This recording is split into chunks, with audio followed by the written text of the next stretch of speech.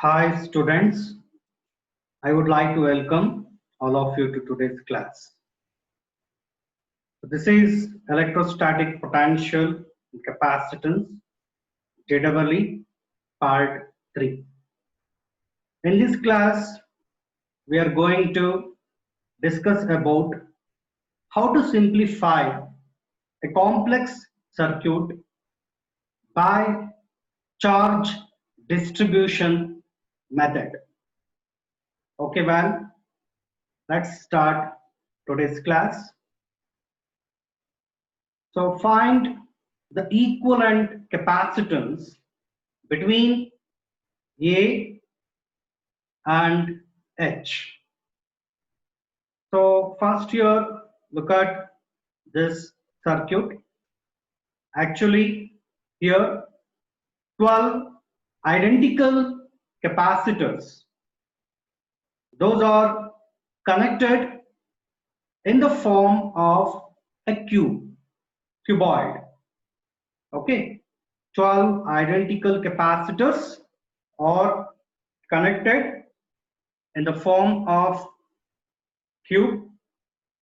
So here we have to calculate the equivalent capacitance between the points A and H. These 2 points are diagonally opposite points. Okay, first let us assume that the point A is connected to the positive terminal of the battery. Okay, and point H that is connected to the negative terminal of the battery. So after that, we can assume that a charge plus 6q, a charge plus 6q is flowing at this junction A. A charge plus 6q is flowing at the junction A, and a charge that is minus 6q, right? What amount of charge is flowing through the junction H? That is minus 6q. What is the meaning of junction? Junction is a point at which two or more conductors or meet.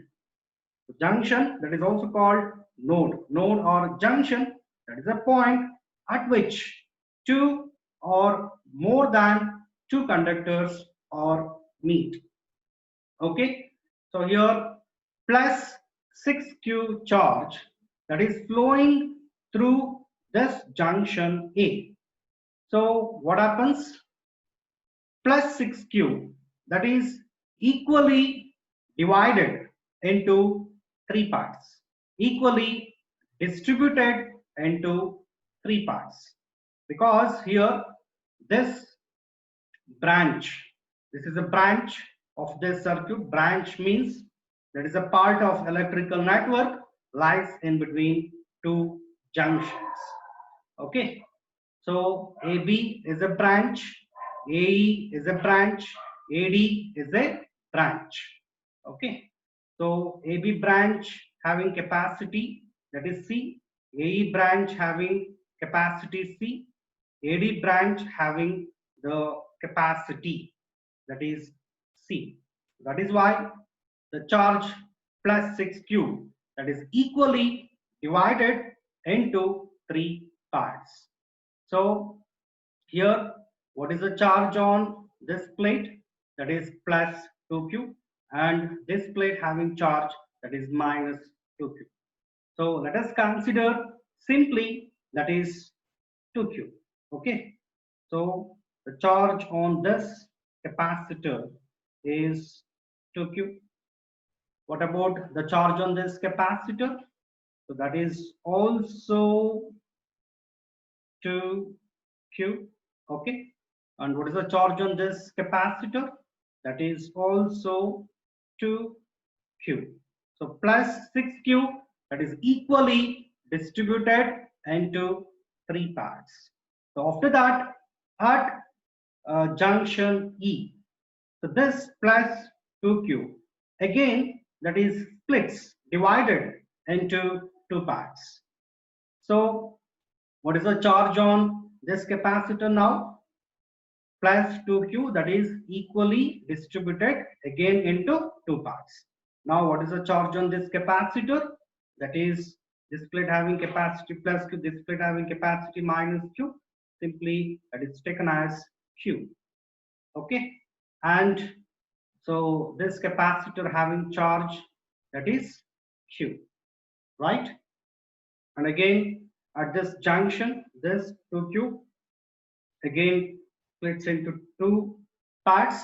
This capacitor having charge, that is q, q is flowing here. So this capacitor having charge, that is q. And again, so at this junction, again plus 2q is splits into 2 parts. So this capacitor having charge, that is q, this one having charge, that is q. And now at the junction G, plus q is entering the junction G, and this plus q is also entering the junction G.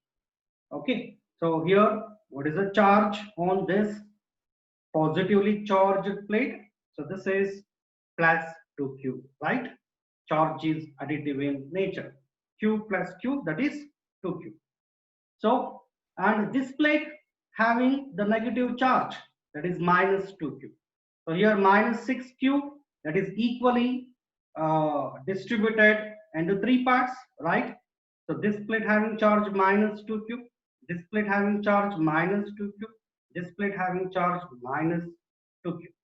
This one having charge plus 2q, because here q is entering. So here the charge is plus 2q.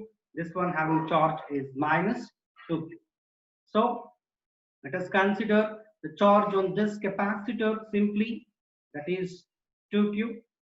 This capacitor having charge, that is 2q, and this one having charge, that is 2q. Okay. So after that, the potential difference across AB, AE, AD, that is same. So if a charge that is given to the capacitor, what happens to its potential? Its potential rises. So that means Q is directly proportional to V, right? So Q value, that is C into V. What is the value of V? That is Q by C. So here what is the potential difference? That is 2Q by C, right? Here what is the potential difference? 2Q by C. Here what is the potential difference? 2Q by C. So the potential difference across AB, AE and AD, that is same. That is why the junctions B, so this is very important point, the junction B, junction E, junction D, all 3 junctions are converted into a common junction. All these 3 points are converted into a common point. In a similar way, the potential difference across HF, potential difference across HC, potential difference across HG, so that is also same, right? So again here the junction F, junction F, junction C, junction C, junction G, all these 3 points are converted into a common point, converted into a common point. Okay, now look at this circuit.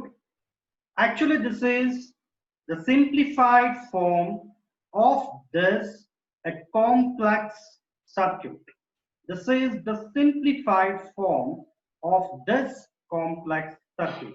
Here the potential difference across A, B, A, E, AD is same.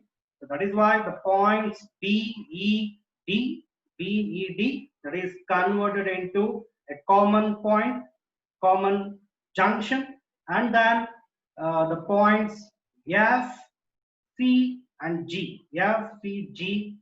These 3 points are converted into a common point because the potential difference across HF, potential difference across HC, potential difference across HG, that is same. Okay, now we can solve the problem easily, right? So here these 3 capacitors are connected in parallel. So what is the equivalent capacity if 3 capacitors are connected in parallel? That is C1 plus C2 plus C3. Here 3 identical capacitors are connected in parallel. That is why the effective capacity C plus C plus C, that is 3C, right? The effective capacity between A and D, that is 3C. Let us consider that is the first parallel combination effective capacity, that is CP1. What is the value of CP1? CP1, that is 3C. Okay. And what is the effective capacity of this second parallel combination? So here 6 identical capacitors are connected in parallel. So what is the effective capacity? Let us consider that is CP2. What is the value of CP2? That is actually if n number of identical capacitors are connected in parallel, so the formula Cp is equal to n into C. So here the value of n means number of capacitors. So here 6 capacitors are connected in parallel. So that is why Cp2, that is exactly equal to 6C, right? And here 3 identical capacitors are connected in 3 identical capacitors are connected in parallel. So what is the effective capacity? Let us consider that is CP3. So this is the third parallel combination. Okay, effective capacity of the third parallel combination. So that is 3C. Okay, now CP1, CP2, CP3. So these 3 are connected in. How they are connected here? So the effective capacity of this parallel combination is 3C. That is converted into single capacitor having capacity is 3C. So this is converted into single capacitor having capacity is 6C. So this is converted into single capacitor having the capacity, effective capacity is 3C. So 3C, 6C, and 3C. 3C, 6C, and 3C all are connected in series. Okay, now look at this circuit. So this is equivalent circuit of this electrical network. Okay, so this is actually CP1. What is the value of CP1? That is CP1 value is 3C. And what is this? The effective capacity of the second parallel combination. So what is the value of this one? So that is 6C, right? And what is this? CP3. So what is the effective capacity of third parallel combination? That is 3C. So CP3 value is 3C. Okay. So all these 3 capacitors are connected end to end, right? That means all these 3 capacitors are connected in series. So what is the effective capacity between the points A and H? So what is the formula? So what is the formula? The formula is 1 divided by CS. That is equal to here 1 divided by CP1, 1 divided by CP1 plus 1 divided by CP2, right? Plus 1 divided by CP3. Okay. So 1 divided by CP1 value, that is 3C, plus CP2 value. CP2 value is 6C, plus CP3 value, that is 3C. Okay. So 1 by CS. This is the third step. Okay. So 1 divided by CS, that is equal to 1 by 3C plus 1 by 3C is how much? 1 by 3C plus 1 by 3C is 2 divided by 3C, right? Plus 1 divided by 6C. 3C, 6C. What is the LCM? LCM is 3C and 6C. 3C and 6C. What is the LCM?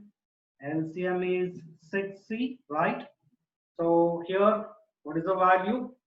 So 6C into 2 divided by 3C. So CC cancels, 3 ones are, 3 twos are, 2 into 2 is 4, right? 4 plus 6C into 1 divided by 6C, 60 cancels. What is the value here? That is 1. Okay. So 1 divided by CS, 1 divided by CS is 5 divided by 6C. Okay. So what is the value of CS? CS, that is exactly equal to 6C 6C divided by 5. 6C divided by 5. Okay. So this is actually the effective capacity.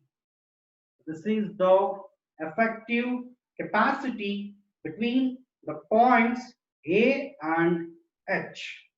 Okay. Thank you.